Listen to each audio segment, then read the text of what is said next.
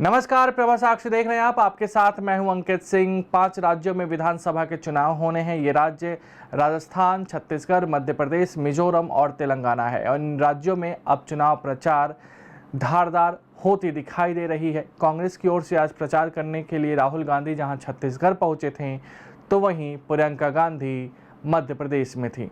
दूसरी ओर भाजपा की ओर से भी पलटवार किया जा रहा है। भाजपा के अमित शाह भी आज मध्य प्रदेश में हैं।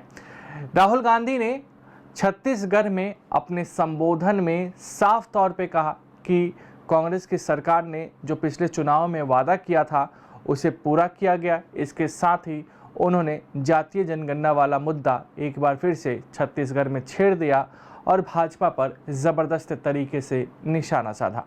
जाति जनगणना को हम आपके लिए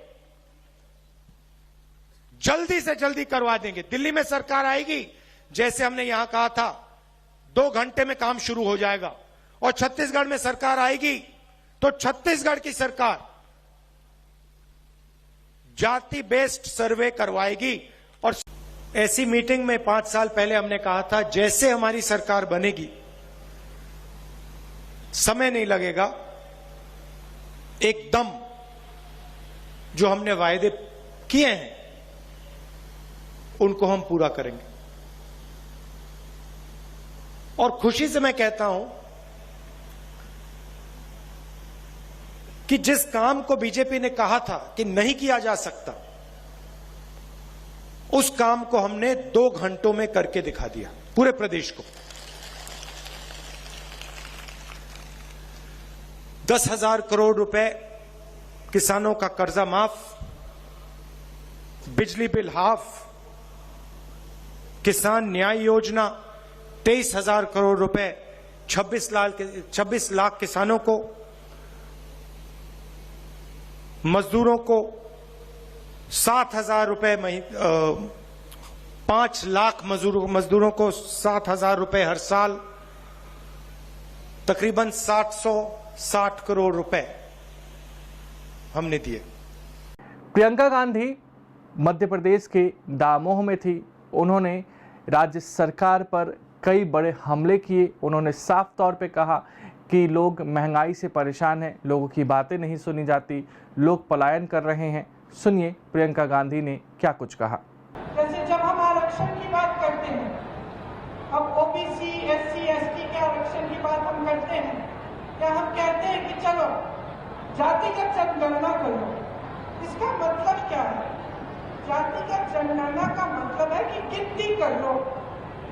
हम जानना चाहते हैं कि देश में ओबीसी वर्ग के कितने लोग हैं, देश में एससी वर्ग के कितने लोग हैं, एसटी के कितने लोग हैं। क्योंकि अगर सरकार जानेगी नहीं तो सही तरह से न्याय कैसे दे पाए। जब हम आरक्षण की बात करते हैं, जब हम रोजगार देने की बात करते हैं, चलिए ये भी छोड़िए, जब हम ये बात करते हैं कि हमें ओबीसी वर्ग के लिए कोई ऐसी योजना बनानी है जिससे आप मजबूत बनेंगे, जैसे आप ये सारे काम करते हैं, इनको मजबूत करने के लिए आपको थोड़ी सी सहायता देने के लिए हम योजना बनाना चाहते हैं। तो अगर हमें यही नहीं मालूम कि कितने लोग हैं किस वर्ग के, तो हम ये योजनाएं कैसे बनाएंगे? तो हम कह रहे हैं कि जातिगत जनगणना करो। बिहार में की गई है, एक गिनती की गई है, उसके तहत 84% जनता, आधे से बहुत ज्यादा एससी, एसटी और ओबीसी निकली। अब आप अगर देश में देखें तो जहां जहां ऊंचे पद हैं, बड़े बड़े उद्योगपतियों को देखिए, मीडिया के जो बड़े बड़े चैनलों के जो सबसे ऊपर सबसे हेड है उनको देखिए, आप सचिवों को देखिए सरकार के, आप यूनिवर्सिटीज के वाइस चांसलर्स को देखिए, तो आपको पता चलेगा कि ये प्रतिनिधित्व आज नहीं है। 84% अगर ये ओबीसी, एससी, एसटी वर्ग के लोग हैं, लेकिन 90% से ज्यादा आपको मिलेंगे कि इन वर्गों से जो इन बड़े बड़े पदों में।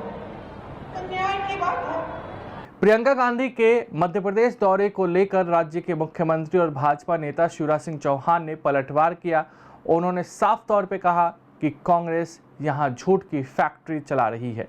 इसके साथ ही कांग्रेस जो राम मंदिर को लेकर आपत्ति जता रही है, उस पर भी शिवराज ने पलटवार किया। मध्य प्रदेश में कांग्रेस की झूठ की दुकान सज रही है। आज फिर प्रियंका जी आ रही हैं।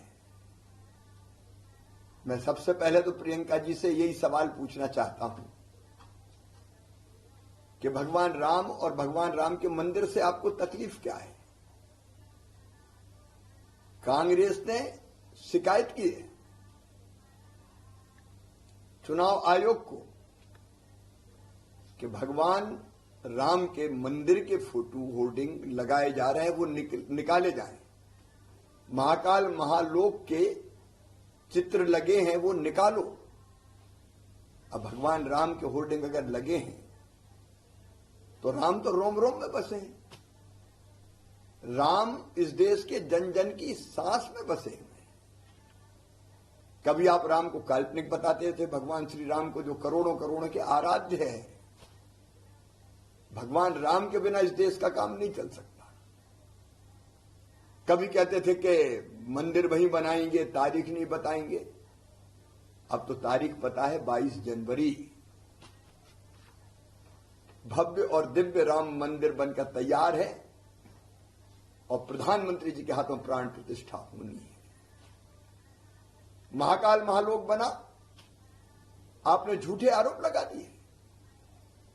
आखिर महाकाल महालोक से चिढ़ क्या है आपको? और अब होर्डिंग उतरवाने की बात करते हैं। राम हो, भगवान शिव हो, महाकाल हो, ये कहीं से नहीं हटाए जा सकते।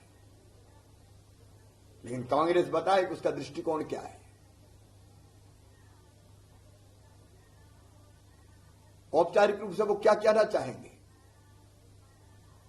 और यह भी जवाब देना पड़ेगा मैडम को। नए नए वादे करने आ गए, झूठ का महा वचन पत्र फिर दे दिया आपने।